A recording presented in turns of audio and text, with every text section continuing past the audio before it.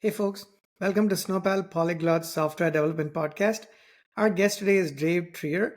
Dave is the VP of Product at ModelOp, a leading AI lifecycle automation and governance software for enterprises. Dave, thanks for taking the time to chat today. Thank you. Pleasure to be on this.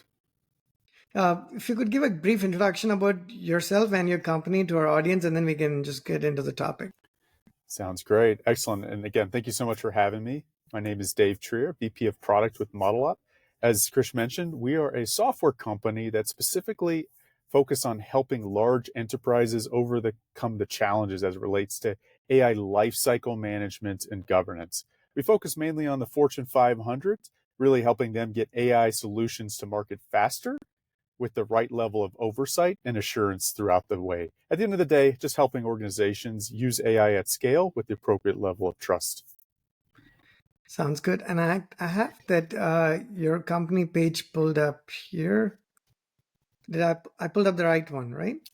You did. Yes. Thank you. Okay, perfect. Yep, and I will include the link to your company page and your LinkedIn profile on the podcast, so folks can check out the company and your products and solutions. So without further ado, we can jump into the topic. And what you had recommended was a great place to start, which is the topic in itself is why enterprises struggle to implement AI initiatives.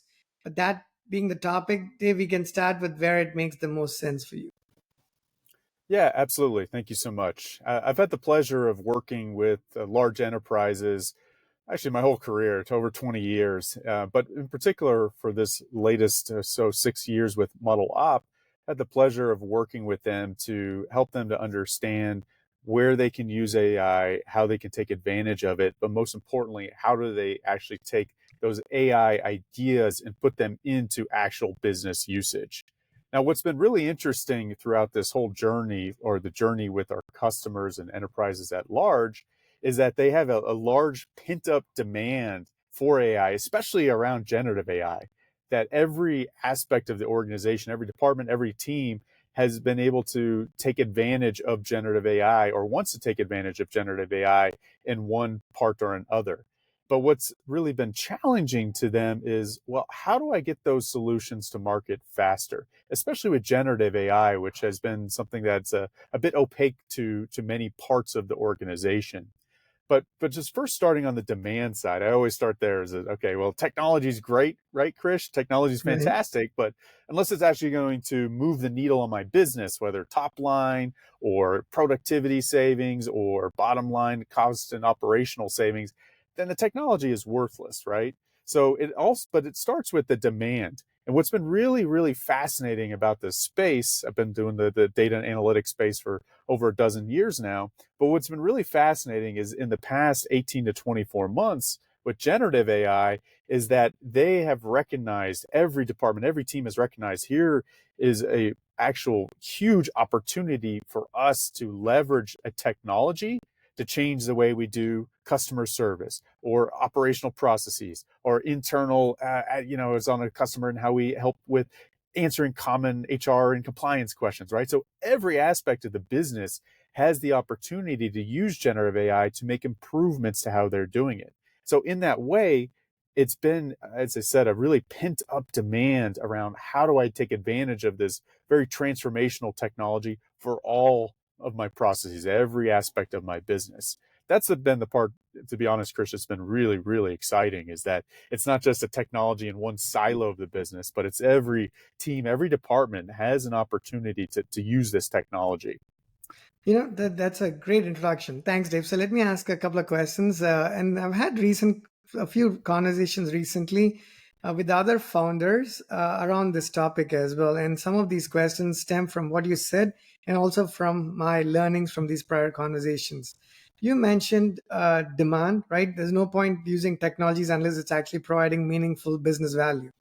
My first question to you, as it has been to a lot of the other podcast guests in the space as well, is do you are you looking for problems that you could potentially solve using AI, or are you looking to use AI to solve your existing problems differently? And I can repeat the question if it's not clear.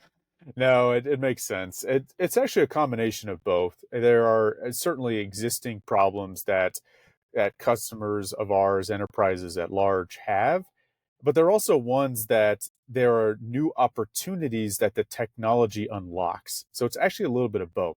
I'll give you an example of the first one, right? So again, I was on with a very large customer this morning, and they have in the past they had a team that was having to field a whole bunch of compliance questions, right? So internal employees had a question about the travel policy, or they need to look at, or they wanted to understand what's the time off policy, right?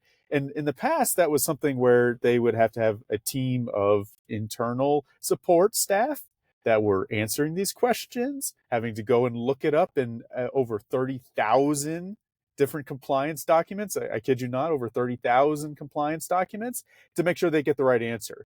Fast forward, so that's an existing problem, right? And then fast forward now with generative AI is that with a generative AI RAG architecture, they're able to use the 30,000 policy documents and have a foundation model, an LLM, help to answer some of those questions, those common questions that internal employees have. So that's just an example of how you can apply generative AI technology to an existing problem. Now, Okay. you go on the other side, as I said, to the flip side is, well, are there new ways that generative AI can unlock? And the answer is absolutely yes. That there are things that you couldn't have done in the past that you're able to do with generative AI. So again, to answer your question, I would say it's a little bit of both. Okay, let's go with your example there. You mentioned 30,000 documents, and those were, I presume, in your example there, they were internal documents, right? In other Mm-hmm. words, they were private to that particular organization. So Mm-hmm. prior to the days of generative AI, the team would have to have some sort of training to be able to read or understand some of the documentation and at least be able to find the rest of the documentation. So when somebody's asking them a question in real time, they are able to go quickly and find those answers, right? Is that That's correct. okay? That's That's a exactly fair right. assumption. Yep. Mm-hmm. Now, with those internal documents, you mentioned the RAG architecture. That's something very interesting as well. If you can talk a little bit towards the retrieval augmented generation, which is essentially we're saying the LLMs are not going out there into the public space to fetch answers. They are, but before I actually finish that question, in your example here, were those answers to be found within one of those 30,000 documents, or was it a combination of, hey, let's find some part of the answer in these internal documents, but we may have to go outside that space to maybe the public domain to complete those answers, or was it limited to just those documents? Yeah, primarily for this use case, they tried to get the answer from the 30,000 documents, right? Because they're a question about policy, right? So they should be, I would hope in 30,000 documents, you got the answer to a given policy question. So they focused on putting those 30,000 documents in a vector database, standard RAG architecture, put them in a vector database, go and try to look up and find the answer from there first. Now, so to answer your question, yes, they tried to use those internal policy documents. Then what, as they're finding, as they're starting to use the system, employees are using it, say, oh, okay, well, actually, we're seeing some of the questions. You know what? We need to augment some of the 30,000 documents with some additional information about policy that aren't in the 30,000. But they're still looking up internally. They're not going out to the internet and therefore trying to open it up to potentially wrong answers. They do try to focus, for this use case at least, in the particular policy documents and then some of the augmented knowledge that they have around those policies as well. I think that's a great example. So I want to dig a little bit deeper because that example Sure. is not good for many reasons. One is it's not only easy to understand for anybody watching or listening to our conversation here, but also something that is probably generic enough so other people would have similar requirements for whatever it is that they're trying to implement. Mm-hmm. So let's say again the use case here is people. There had to be a team of humans to support this request. People had questions about, you said, travel policies within the company and whatnot because it's a large enough organization. Now, using Gen AI, and in this example, the RAG architecture, those answers, first of all, let's say you had 10 people. I want to sort of incrementally find my way into my end question here. Let's say you had 10 people who had to be trained, hired, staffed, trained, yada, yada, yada, to actually be put in place to answer these questions using this AI technologies. I presume you still need somebody. Is it two people instead of 10, or is it eight people, or is it six people, just in terms of percentages? Yeah, that's some of the information I probably can't share, but you can say that it's significantly smaller than it would have needed. And it's not just the you have to train them one time. As you can imagine, policy evolves a lot more than you would think, especially in a large organization with 30,000 policy documents, right? So it's not just the upfront training; it's the ongoing training of, hey, this policy has been updated. Now we Right. got to go and train our support staff to go and be able to answer that, and or we have to update the internal legacy search, I should say, as well, to try to make sure that this gets into it. But in short, yes, it does. It substantially decreases the amount of support staff that you need for this particular scenario. Okay. And then, that again, I'm asking these questions here. It doesn't have to be for that particular client. I'm just saying these Of questions are generic. So, course. more the answer that would help our audience is how they might be able to solve a similar problem, right? Just to give context there. Back to this architecture. How does this RAG architecture look like? If somebody wanted, let's say there is an organization that has a similar problem where it doesn't have to be for these types of questions, but for whatever other reasons, they have a few people, humans doing this work, and they want to be able to go to AI technologies using RAG and whatnot. How does it look like? Where do they start and how do they go? Like, if you can speak to Mhm. some of this architecture at a high level and to whatever levels of detail you could go to, that would be great. Just in terms of, are they using AWS, which products within AWS or some of the hyperscalers, and just some technical context to this problem, to this solution. Sure. Yeah, I'll just give a little bit of a high level, and then maybe we can segue into how do you. So there's the architecture, right? And then segue into how do we help to ensure there's the right oversight and across the full life cycle of this AI solution, if you will. But from an architecture perspective, I would say before you even get into architecture, it's just making sure that you are clearly and concisely identifying here's the situation that we're trying to solve, right? This one is very simple. That's why I picked it, because it's easy to understand. You have some questions around policy, you had a whole bunch of documents on policy. How do I get an easy and quick answer with the appropriate references, right? So first starts with making sure you put in the in scope, if you will, put some rails around what the problem you're trying to solve. Then as you get to architecture, yeah, there's a couple components. There's a foundation model, and this can vary just depending on the organization. You may use a GPT like a 4.0. You may use one of the foundation models in AWS Bedrock, which could be an Anthropic or it could be a Llama. You pick the right model based on your specific situation and some of your partners that you go with. So you have the foundation model, which is one of the core, right? Then you have, as I mentioned before, the vector database, which is just a database that helps to, well, you vectorize all the documents. So you take all those 30,000 policy documents and you put them into a database that allows for quick reference. And typically that's the most efficient using a vector database.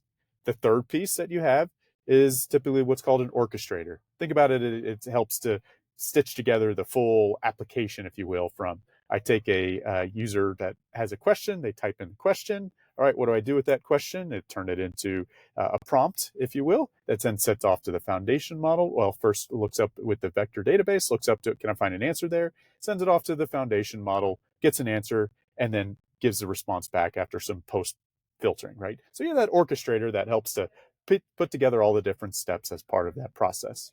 And then finally, you probably have a user interface, as you can expect, of just allowing a user to type in their question and get a response back. So that, if you think about that, those are some of the high level components that are part of a typical scenario like this. And you explained them beautifully. So thank you. Those components. So let's take them really quick one by one. The first one is the foundation model. I know Mhm. you mentioned, whether it's AWS or you could go to Bedrock, you can find Llama. One of the models that makes the most sense, that is from by directly by experience and by talking to people, Dave, that's one of the starting points where a lot of people get stuck because there are just so many options that are out there.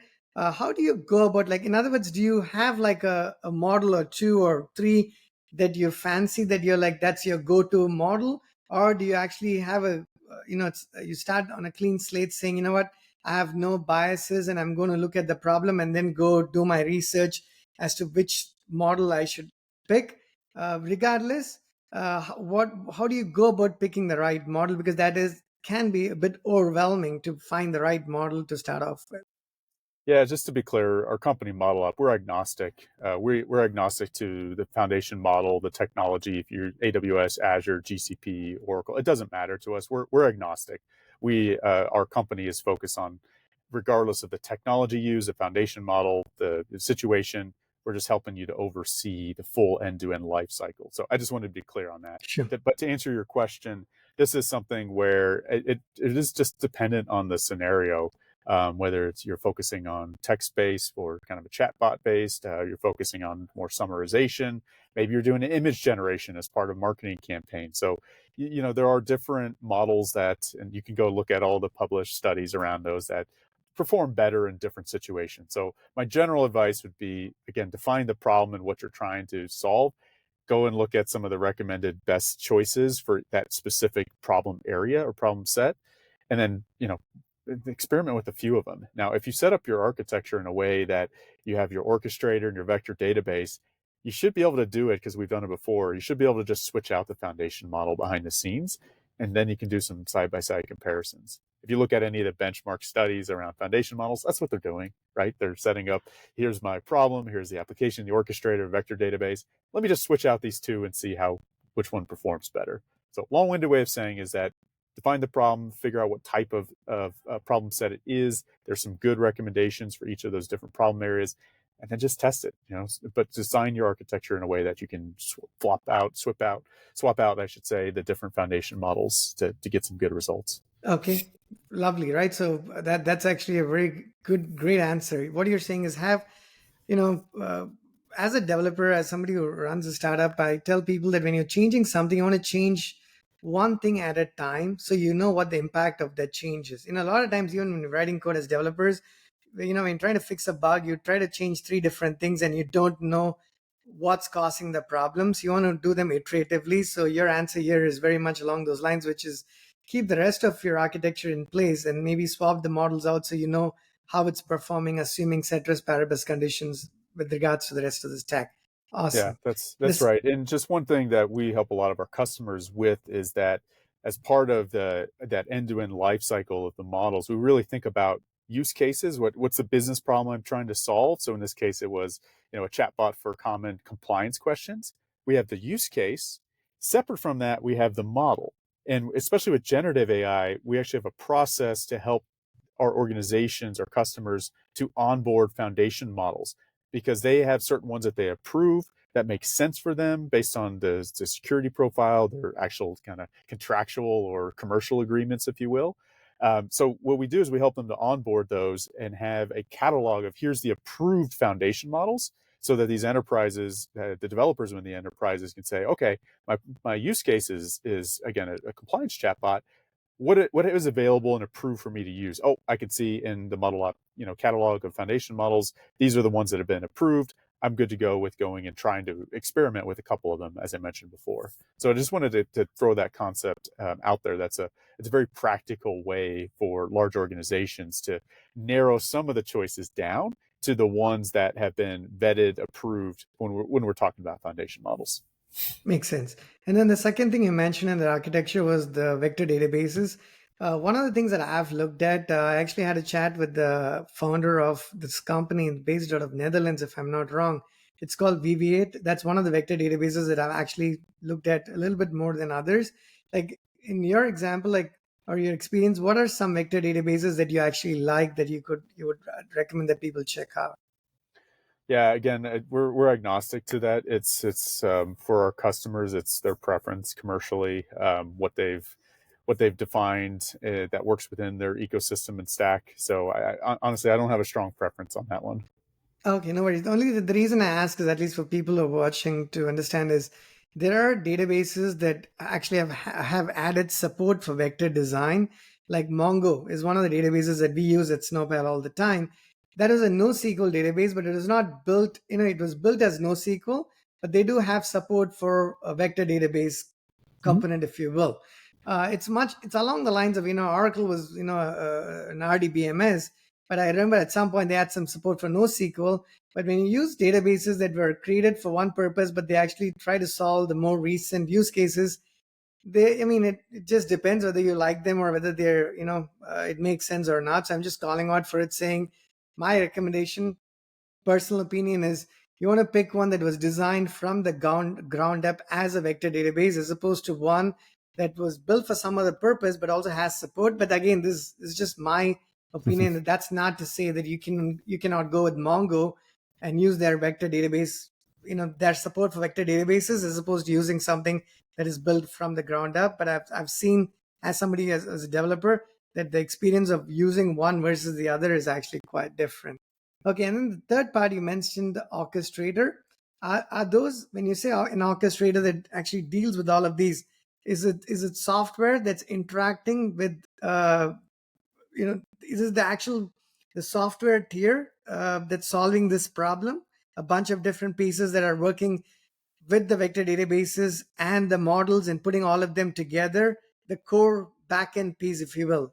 If I imagine the orchestrator as that, would that be correct, Dave, or what would the orchestrator be exactly in this case? Yeah, it's the code that helps to stitch together the different pieces, right? If you think about UI, you got to accept the input from the UI. You got to go call out using typically an embeddings model, right, and call out to the vector database. You then have to go and pass that information off to the LLM, the foundation model itself. You got to have the response. You likely are filtering out some of the responses if they're not great coming back from the LLM, and then present it back to the UI. So think of it as the code that helps to pull together all those pieces, across those different steps in the process and make sure that they all run smoothly, if you will. Okay. And I'm pretty sure you work as language agnostic. We are a polyglot shop at Snowpal. But that being said, I know when you deal with machine learning and AI and all of these tools, some languages are, better for whatever reason, like Python, for instance. We use Golang and a bunch of other languages at Snowpal, but we've realized, at least it's our opinion, that Python seems to have support, the support for plugins and SDKs for Python when it comes to AI. Is that your experience, Dave, or again, do you see support across languages? Yeah, we see them across languages, but yeah, Python obviously has been in the data science world the most preferred language for a while now. But again, there's support for other languages, as you rightfully pointed out, and so it's just really a preference for your enterprise as well. What's their preferred language? But Python, you're right, is pretty prevalent, has been for many years now in the data science space. Sure. And then the last part of the stack that you mentioned was the UI. Mm-hmm. Uh, do you see user interfaces change from where they are today? In other words, today these interfaces are built more traditionally. You log in, you go click a bunch of buttons and you get stuff done. But you talked about being able to search for whatever it is that you're looking for within those 30,000 documents. So do you see the future of web interfaces, or any interface being very conversational, in meaning being 180 degrees different from how we are used to interfaces today? I do see that starting to happen, Krish. That again, because I own the product, right? So even our own product, that obviously we've built out a beautiful product and have all of the various menus and pages and the cards and all the graphs and charts and everything like that. But now with generative AI, we have introduced the ability to just allow for a chat and response. Go show me, all the models related to this area. Show me the use cases that use generative AI. Show me the latest test results that are for this particular compliance chatbot, right? So we are, even within our own internal product, moving towards an interface where it's more conversational of, I have this question, can you just give me the answer, instead of me trying to navigate through the different buttons, even if that is a good user experience. But now people are getting a little bit more used to that conversational kind of give me the answer type paradigm, if you will, for better or for Yeah. worse. And then I have to believe we are in the early stages there, because I'm yet to see a product, including our own at Snowpal. I'm yet to see actually a product that I'm using that has switched over from a traditional interface to a conversational interface. Now that's my experience, Yeah. but have you used any that you can recommend that we can check out to say, okay, here is how the future of web interface is going to look like? I don't think that's going to be, when I say I think it'll eventually go there, that's not going to happen overnight, right? People they still want their traditional navigation, because, you want to make sure that you have a tried and true method. So I would say that those are going to operate in parallel for a while. So I wouldn't say there's anything that's moved over other than the purpose built software that was as just a chatbot or a summarization, right? An AI product that was just meant to do that. So again, in short, I would say that those two user experience paradigms are going to operate in parallel for a while. We'll see. We'll see if it eventually switches over to just the conversational side. Time will tell. Sure. And then maybe this is a segue to uh, what are some of the reasons you think enterprises struggle to implement these initiatives? Because everyone has good intent, right? And I think a lot of people and companies and individuals have come to the realization that AI is not a hype and it's not a fad. It's here to stay, and they're beginning to make these investments. Yet there are challenges because we are probably a year or two in where everybody's talking about this. It's still early stages. So, what Right. are some of the challenges that you have encountered, or you've seen other people encounter when they go to implementing these initiatives? Right. And as I said, we focus on the large enterprise. So some of the most common challenges with enterprises are really impediments that uh, are in the way to getting to production. And these are a variety of different ones. But it all comes down to there isn't agreement and therefore enough trust across all the different teams that these AI solutions aren't going to cause harm, whether that's reputational, financial, regulatory, systematic, that sort of thing. And what I mean by that is that you have these AI solutions, and even before AI, whether it's ML or statistical, or just any data science analytical tools, there's a process to get those into usage, if you will, for an enterprise. There's typically an IT and data and security if it has any, customer or other transactional proprietary information. You have some legal, potentially risk type. So there's 10 different teams that are involved. Typically there's 10 different systems that it touches across the infrastructure, the again security, the data, looking at legal and risk and other ITSM type systems. So there's 10 different teams, 10 different systems. All of these just become impediments. Now, what made it worse with AI is that these 10 different teams didn't have a great understanding around what AI is and didn't have a great way to understand, well, how do I know that this is not going to cause harm, right? Again, regulatory, financial, systematic harm, etc. So the biggest impediment that we've seen is that these different departments and teams want to use AI, but there's not a consistent way to manage the end-to-end process that everybody can trust. And so that's why we started our company, was just to have that consistent process, that consistent oversight, that legal and data and risk and security and infrastructure, all of them can say, all right, well, I trust that this is doing the right thing, that we've actually gone through the paces, we've put it through its paces, we've identified the risk because it's gone through this ModelOp process. So I trust that we're good. Like, I don't need to slow it down. I don't need to have a bunch of manual processes, hold it up for months at a time because I'm trying to understand everything. No, we've got the blueprint. ModelOp is that blueprint. We know if it goes through that blueprint, then we can say, yep, I'm good on signing off. And by doing that, that helps to shorten all of that manual processing time, the ad hoc reviews, the ad hoc back and forth. It helps to shrink it by more than half. So again, for us, it's really about helping enterprises get those AI solutions to market faster, overcoming those different processes, technologies, people, other red tape, if you will, overcome those in a way that allows every part of the organization to trust it and get it into business faster. So that's a long-winded answer, but obviously No, it's it an makes area that sense. we spend a lot of time. So, this question is more for both large enterprises and mid-sized businesses as well. Let's say there are a fair number of teams in any mid-sized or large company, even in a mid-sized company. What is the general approach that you would recommend? Should each team come up to speed to the same level, a little bit at a time with AI, and all the teams come up to speed to the same level, and then they keep chugging along? Or would you is there an approach where you work with one team and get them completely ported over, if you will, from their existing systems to a Gen AI based futuristic system and showcase that as an example to the rest of the teams? Because, those are, I mean, there's many ways to skin the cat, but I can think of two ways where, you say every team should make a little bit of progress at a time so nobody's left behind. That's got its own pros and cons and challenges. And the other approach, you have one team do it all the way through and have that be showcased as an example. If that makes Mm-hmm. sense, Dave, what It does. what would be a good way to go?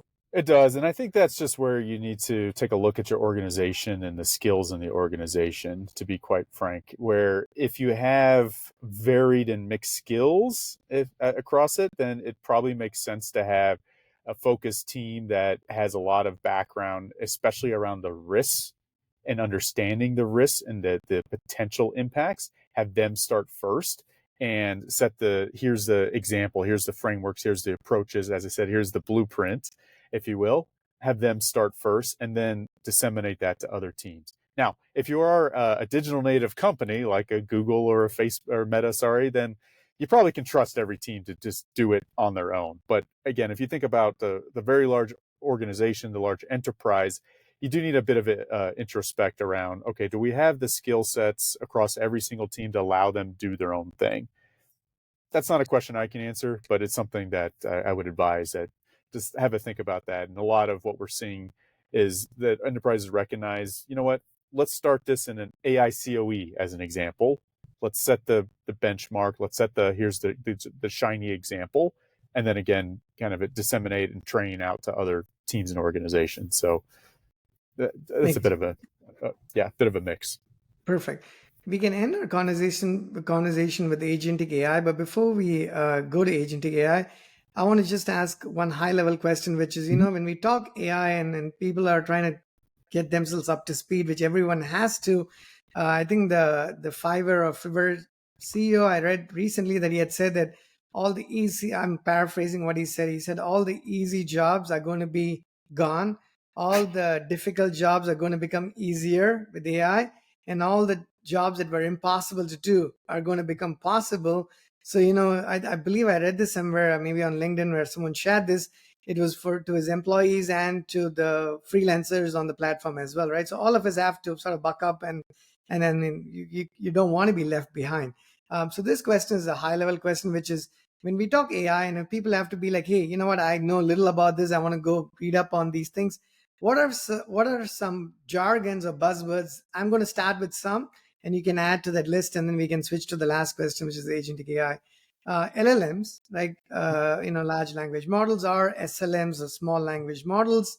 Um, those are things I can think of. You mentioned vector databases, very much so. You could be doing AI work without vector databases, but it's simply not going to be the same. So I think it kind of goes hand in hand. That's one to look at. You mentioned conversational interfaces. Again, when you're talking web or mobile, the way you're going to interact with these tools is going to be quite different from how we've done in the past.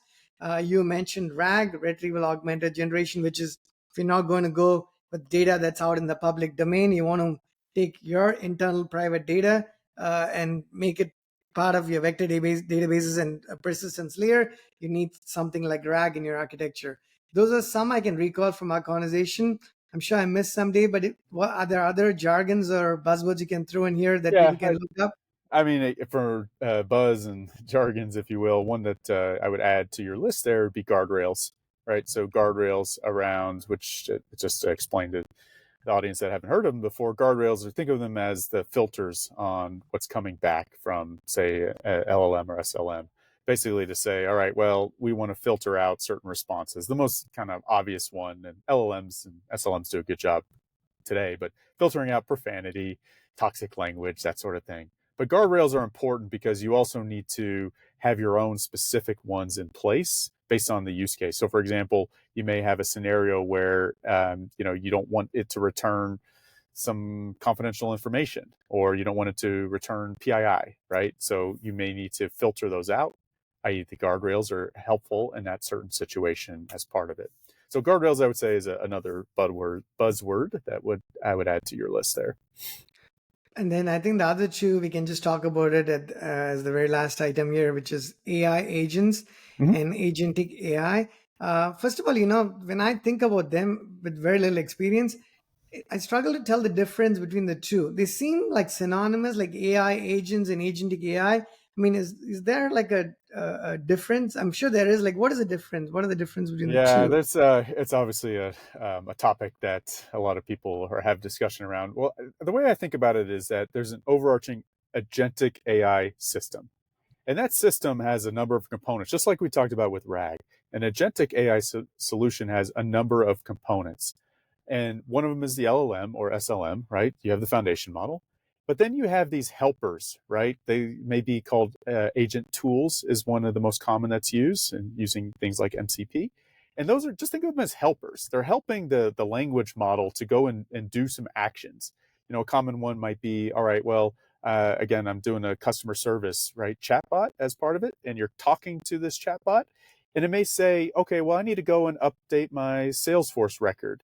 Those helpers are there to go and call the Salesforce API, update a record, like, hey, I talked to Krish today at May the 22nd. So those helpers are there to go and call the APIs on behalf of the LLM, and get the response back, and then the LLM or the chatbot, if you will go ahead and say, okay, Krish, great, thank you for your inquiry. We went ahead and updated your customer record. I don't know, your billing address, right? So think of the agentic system as the overarching piece, and the LLM is really helping to be the conversational piece. But then you have these helper tools, like they're actually called agent tools, that will go and help you with whatever task that you're trying to accomplish. But I consider that part of the overall agentic AI system with a number of components.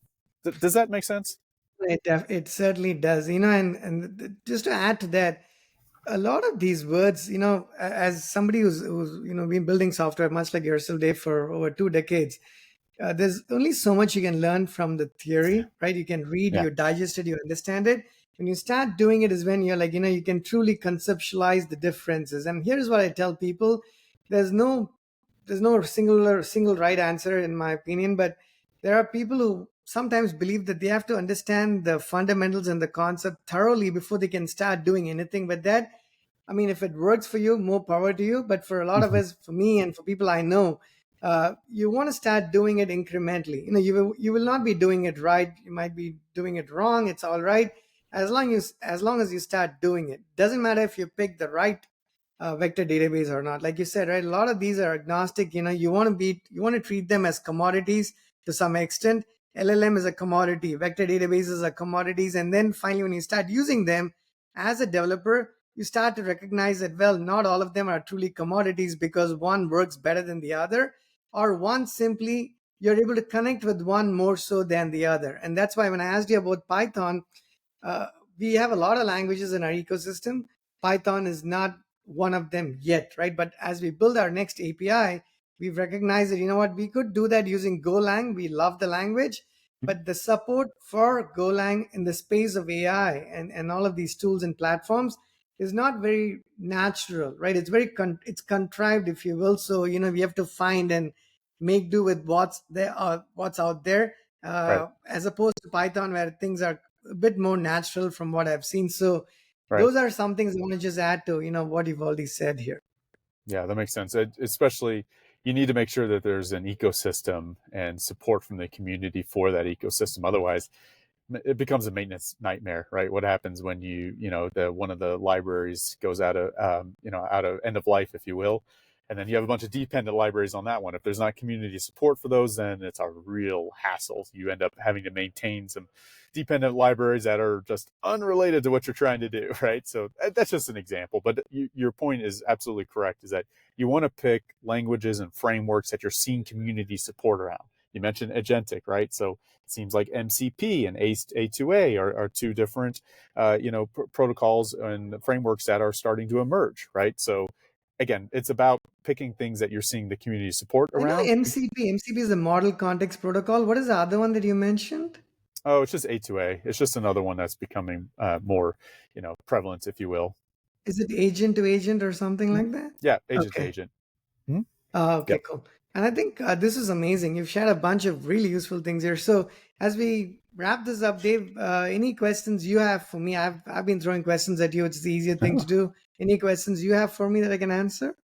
No, again, thank you so much for the time, Krish. And I would just, say to your listeners out there that overall, this is a very common problem, right? A very common problem of just understanding. Well, I know we have a lot of demand, or we got a lot of requests to put AI into usage, especially generative AI into usage. And it's very common to run up to impediments, a wall, if you will, at a certain point. So, feel free to reach out to myself or our company if there's anything that we can help you with. Absolutely. I think that's all I have. If you have nothing else, Dave, I want to say thank you so much. You've Brevity is not my forte, but I'm glad folks who show up at the podcast are able to say things very correctly and in quick time as well. That takes a different level of skill that I honestly don't have. You've packed a number of things in the 30 minutes or 35 minutes or so that we've chatted here. So at least for folks who are again watching this, listening to it, they can go back, pause, and then pick up what you said there, digest it, do some research. Okay, what is MCP? What is A2A? Or what is agentic AI? What are AI agents? And then go from there. So, folks, we talked to Dave Trier. This was an amazing conversation. Plenty of learnings for me here. Dave is the VP of product again at ModelOp, a leading AI lifecycle automation and governance software for enterprises. We'll include the links to the company and to Dave's profile, and any other links that you want for us to include, Dave, we are happy to do it. Um, Thanks so much for your time, Dave. And just after I hit stop, just hang on for a second so I know the upload completes. Thanks, Dave. Thank you, Krish. Pleasure.